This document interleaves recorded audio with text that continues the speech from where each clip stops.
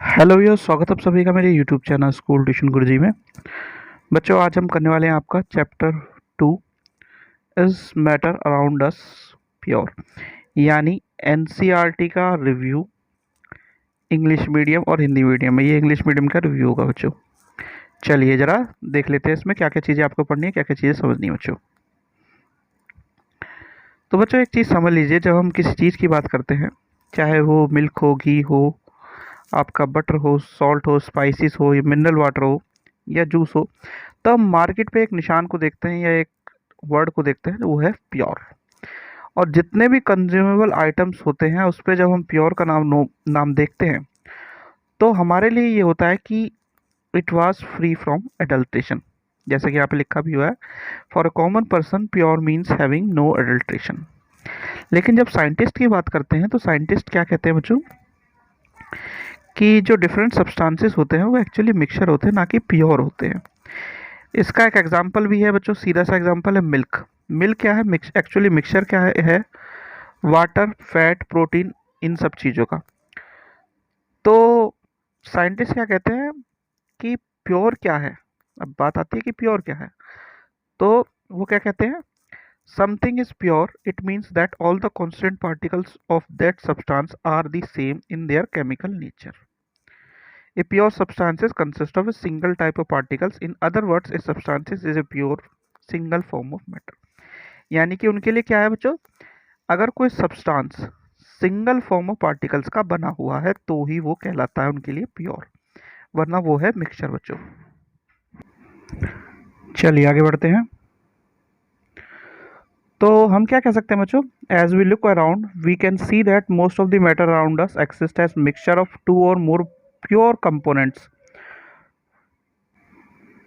और इसके क्या एग्जांपल है बच्चों, सी वाटर हो गया आपका, मिनरल हो गया, सॉइल हो गया, ये सारे के सारे मिक्सचर हैं। तो बात अब आकर के टिकती है कि मिक्सचर क्या है। तो मिक्सचर क्या है बच्चों, mixture are constituted by more than one kind of pure form of matter, जो कि हम किस नाम से जानते हैं बच्चों, सब्सटेंस के नाम से जानते हैं। और जो सब्सटेंस है can not be separated into other kind of matter by any physical process. यानी बेसिक फिजिकल प्रोसेस से हम उसे किसी और पार्ट में डिवाइड नहीं कर सकते या सेपरेट नहीं कर सकते। अब एक एग्जांपल देख लेते हैं बच्चों। एग्जांपल है आपका, सोडियम क्लोराइड को हम पानी से सेपरेट कर सकते हैं by the process called evaporation. Evaporation process से, फिजिकल प्रोसेस से हम ऐसा कर सकते हैं।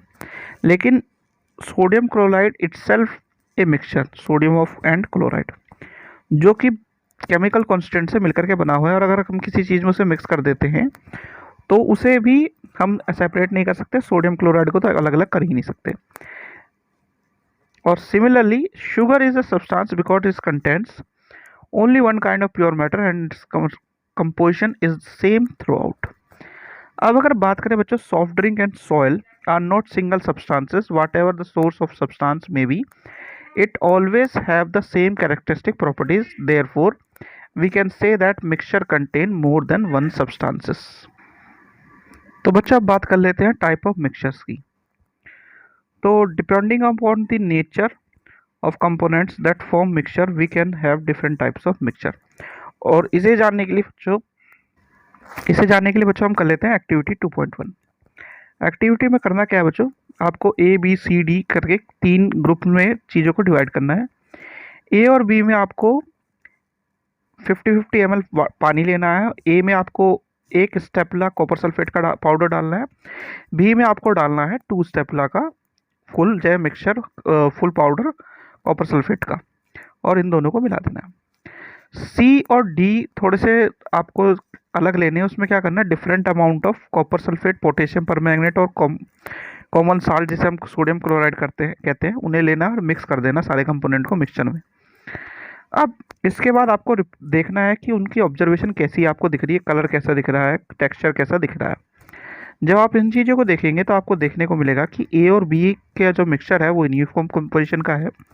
अब इस तरह के कंपोजिशन को या मिक्सचर को हम कह देते हैं बच्चों होमोजीनियस मिक्सचर और सॉल्यूशन। इसका एग्जांपल है बच्चों आपका salt in water, sugar in water. और अगर आप कंपेयर करेंगे कलर ऑफ द सॉल्यूशन जो दोनों का है वो जो दोनों के कलर में थोड़ा सा इंटेंसिटी का फर्क मिलेगा, लेकिन दोनों में होमोजीनियस मिक्सचर यानी होमोजीनियसिटी आपको देखने को आसानी से मिल जाएगी।